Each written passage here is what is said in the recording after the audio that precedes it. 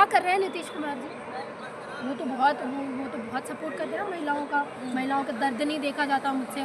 और जो महिलाएं फूट के रो रही हैं, इतनी जो वीडियो क्लिप्स वायरल हो रही हैं, क्या उनको नहीं दिखता होगा? उनको ये महिलाएं तब दिखती है जब हिजाब खींचना होता है ना, तभी दिखती है उनको महिलाएं। तब नहीं दिखती जब उनके आंसू गिर रहे होते हैं, तब नहीं दिखती महिलाएं। जब उनके घर बर्बाद हो रहे होते हैं, जब उनके घर तोड़े जा रहे तो होते हैं। वही महिलाएं तो डांस कर रही थी ना, उन्हीं महिलाओं ने तो वोट डाला है ना। तो अब भुगते हैं, वोट डाला है, तो अब ऐसे लोगों को सर पे बिठाया है तुमने कि यही लोग राज करेंगे, तो कर रहे हैं। नमस्कार, मैं प्रियंका इस वक्त दिल्ली में हूँ और बिहार की राजनीति में जिस तरह से गहमा गहमी मची हुई है, बुलडोज़र लगातार चल रहा है, लोगों के घर धराशाही हो रहे हैं और लोग अब मातम मना रहे हैं। इसी पे बातचीत करने के लिए मेरे साथ अपेक्षा है, इनसे बातचीत करेंगे। दिल्ली विश्वविद्यालय की छात्रा है, सीधे इनसे जानेंगे कि किस तरह से देखती हैं, क्योंकि लगातार ये इंटरव्यू दे रही थी चुनाव से पहले भी और चुनाव के बाद भी। अब इनकी राय लेंगे।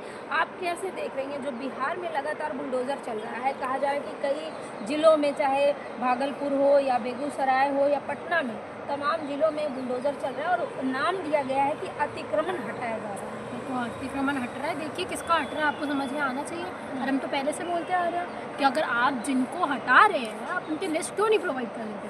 कौन लोग हैं जो हट रहे हैं, ठीक है? और क्यों ऐसा हम लोगों को समझ में आता है कि जिन लोगों को आप हटा रहे हो वो सारे गरीब तबके के लोग हैं, दलित, वंचित, शोषित लोग हैं, हाँ, मुस्लिम लोग हैं, माइनॉरिटीज़ लोग हैं।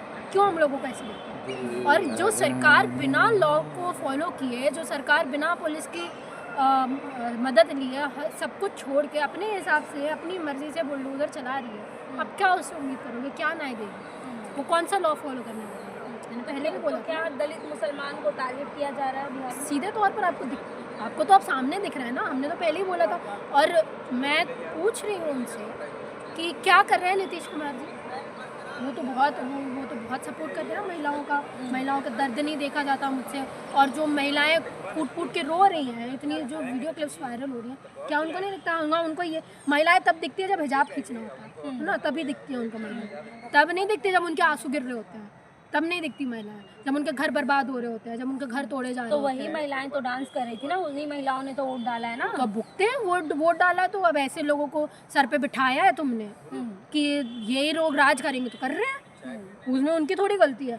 तुम शिक्षा नहीं, एक बात बताओ, तुम धर्म के नाम पे उनको वोट दोगे, तुम इन फालतू की चीज़ों के नाम पे उनको वोट दोगे, तो वो तो वही करेंगे ना। अच्छा, धर्म फालतू लगता है? अब तो तुमको वोट देना चाहिए एजुकेशन के नाम पे, जॉब्स के नाम पे, लिटरेसी के नाम पे, डेवलपमेंट के नाम पे, इन सब चीज़ों के नाम पे तुमको वोट देने चाहिए। तुम वोट दे ही रहे हो धर्म के नाम पे, तो तुम्हारे साथ यही होगा ना। वो थोड़ी ना कुछ गलत कर रहे हैं, तुम ही गलत चीज़ों के लिए वोट दिया तुमने। तो धर्म से क्या दिक्कत है? धर्म से दिक्कत ये है सर मैम, जब धर्म आ जाता है ना, तब लोगों की सोचने समझने की शक्ति दूर हो जाती है, ठीक है?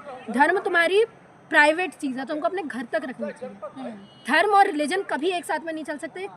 कई लोगों ने बोला, डॉक्टर अम्बेडकर ने भी ये चीज़ बोली है कि धर्म को कभी राजनीति में, और आप धर्म को लेके अगर राजनीति में हो भी ना, आप 5-10 साल तक ज़रूर गद्दी पे बैठे रह सकते हो, पर आप आने वाले पूरी जनरेशन को बर्बाद कर रहे हो। और ये जनरेशन बर्बाद करने वाले लोग हैं। क्योंकि देखो ना, बर्बाद किया जा रहा है। बिल्कुल किया जा रहा है।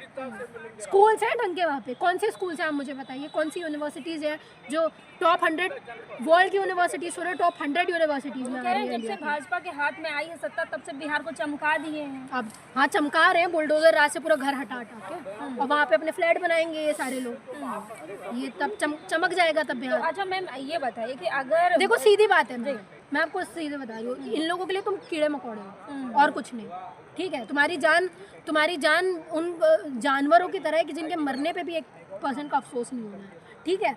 तो उनके राज के लिए तुमको यूज़ किया गया, तुम्हारे वोट के लिए तुम्हें यूज़ किया गया है, ये चीज़ समझो, ठीक है? और यही होने वाला है। और तुमको लग रहा है कि बहुत फूल माला से तुम्हारे बरसात की जाएगी, तुम्हारे ऊपर ऐसे घर बना के दे दिए जाएंगे।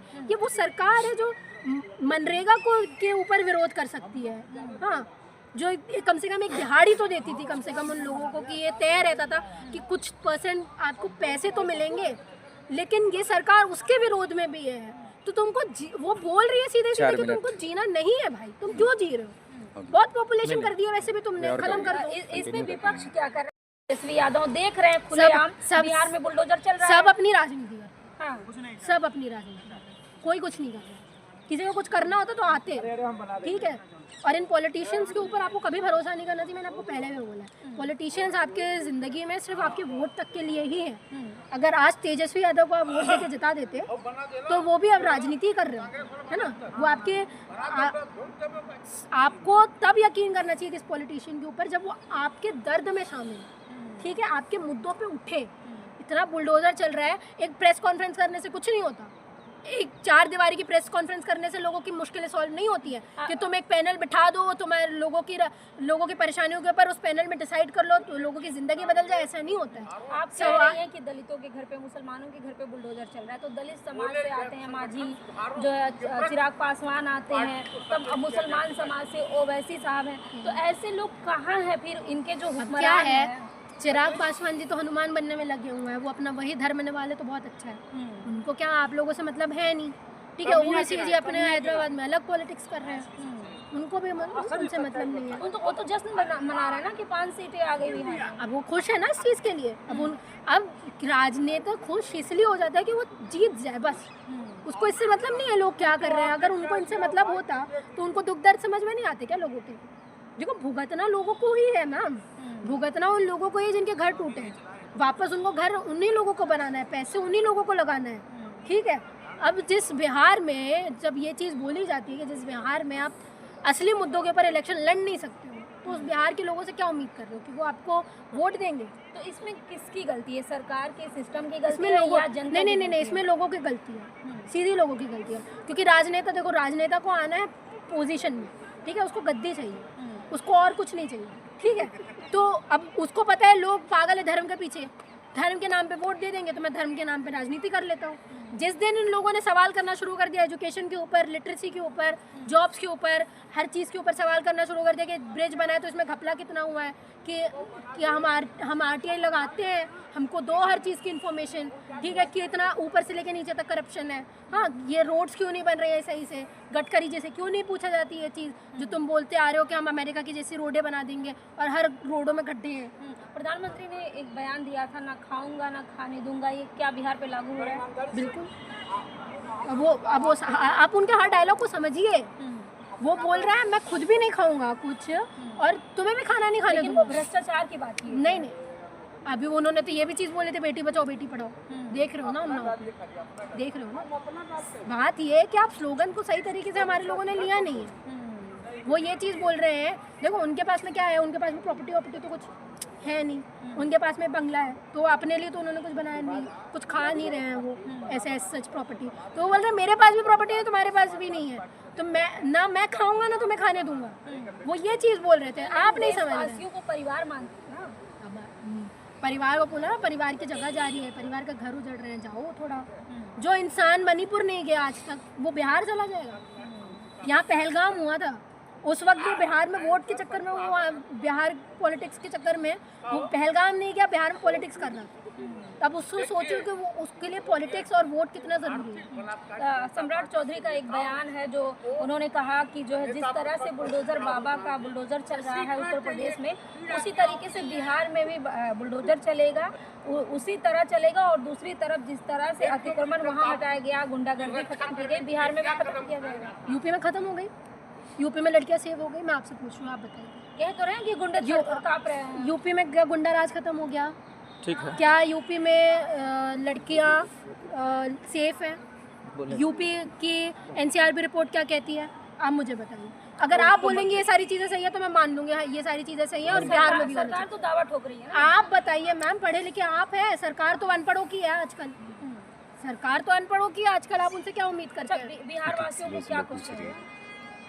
अब आपने वोट दे के बिठाया है, भुगती है, अब 5 साल तो भुगतना ही है। तो अब आपको लग रहा था कल यही करेंगे, दूर दूर के लोग, दूर दूर के लोग बहुत अच्छे लगते हैं ना, दूर दूर के सुहाने बोल लगते हैं, तो दूर दूर के आपको भी सुहाने बोल लग रहे थे। पता चला है जब कूद के आए थे सारे लोग कि हाँ चल रहा है बुलडोज़र राज चल रहा है, बुलडोज़र राज सही है, सब हट जाएगा। अब बुलडोज़र राज यहाँ है तब पता चल रहा है लोगों को कि बुलडोज़र राज सही है। असली सच अब पता चला जब अपने घर, हाँ, जब अपने घर क्या पड़ोसी का घर जब तक टूटता है ना तब तक बहुत मजा आता है, जब अपने घर पे लात पड़ती है तब समझ में आता है कि दर्द क्या होता है।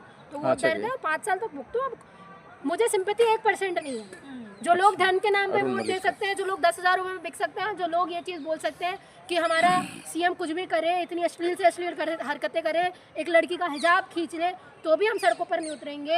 हमको जॉब्स नहीं चाहिए, हमको लिटरेसी नहीं चाहिए, हमको डेवलपमेंट नहीं चाहिए।